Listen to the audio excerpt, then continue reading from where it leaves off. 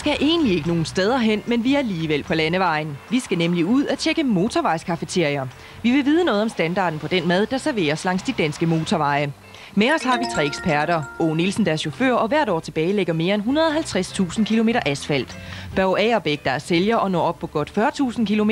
Og så er Ole Aagesen, der er kok og køkkenchef på et 4-stjernet hotel. Turen går fra Fyn til Aarhus, og første stop er Infoteria ved Lillebælt.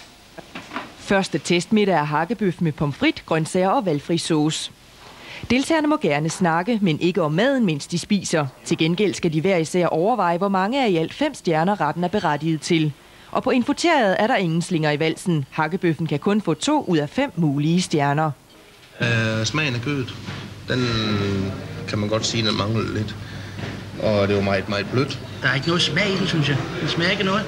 Faktisk er bøffen tæt på at få stemplet ikke serveringsbar. Kødet, den ligger på grænsen til at ikke at forstå.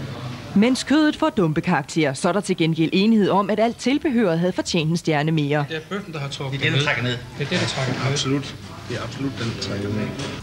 Så går turen videre nordpå. Næste stop er i Skærup, nord for Fredericia, hvor Monark står for serveringen.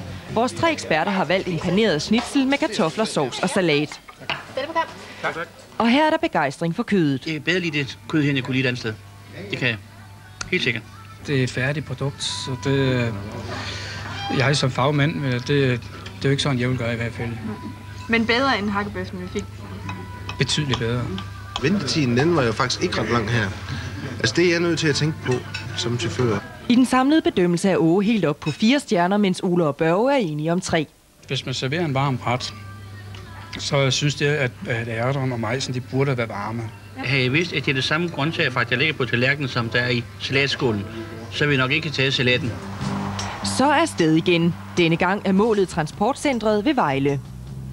Her bliver det til dagens anden hakkebøf, men denne gang med bløde løg, kartofler og brun sovs. Og lad os gå direkte til vurderingen. Her er Ole og Åge enige om 3 stjerner, mens Børge kun vil give 2. De kartofler, de er meget vandede. Og jeg er altså ikke glad for de vandede kartofler. Det må jeg indrømme. Åge er enig i, at kartoflerne er for vandede, men han giver alligevel 3 stjerner. Kvaliteten af maden er kun til 2 stjerner. Det er hastigheden. Det var simpelthen, hvor hurtigt det kom, at der giver det den sidste stjerne. Kødet, der kan man så også se, at det er lidt mere gjort ud af, end det var det første sted. Men stadigvæk, der mangler noget krydder. På vejen igen. Denne gang mod dagens sidste måltid, der bliver indtaget på McDonald's i Stilling. Alle 3 får en McClub-menu. Du kommer ikke til at skære dig på kniven i hvert fald. Og alle 3 er enige om, at menuen kun kan få 2 stjerner. Det, man sammenligner McDonald's med, synes jeg, det er nok alternativ til en almindelig pølsevogn. Det er det, man går ind i. Jeg mener ikke, at McDonald's det skal man ikke tage som alternativ til de almindelige cafeterier, vi har rundt omkring, hvor vi får et måltid mad. Det tror jeg ikke på, man skal gøre. Ikke et helt måltid lyder dommen, men råvaren er til gengæld OK. Friske råvarer. Det er ikke noget, der er skåren i går. Det er noget, der er skåren i dag, eller en dag her i eftermiddag, så råvaren den er OK. Så er det tid til en konklusion. Jeg vil nok vælge DCC Vejle. Åge vælger altså DCC, selvom han gav flere stjerner til Monark. Det har igen noget med den tid, som jeg har snakket så meget om i dag at gøre. At der behøver jeg faktisk kun holde 1 gang, for at kan klare det hele. Ole og Børge foretrækker Monark. Og kvaliteten, den var i orden. Så enkelt er det bare. Det var lidt dobbeltkonfekt med salaten, og så med de der ærter og majs på tallerkenen også ved siden af. Men ellers så har jeg ikke noget klar over det. Jeg synes, det var glimrende sted.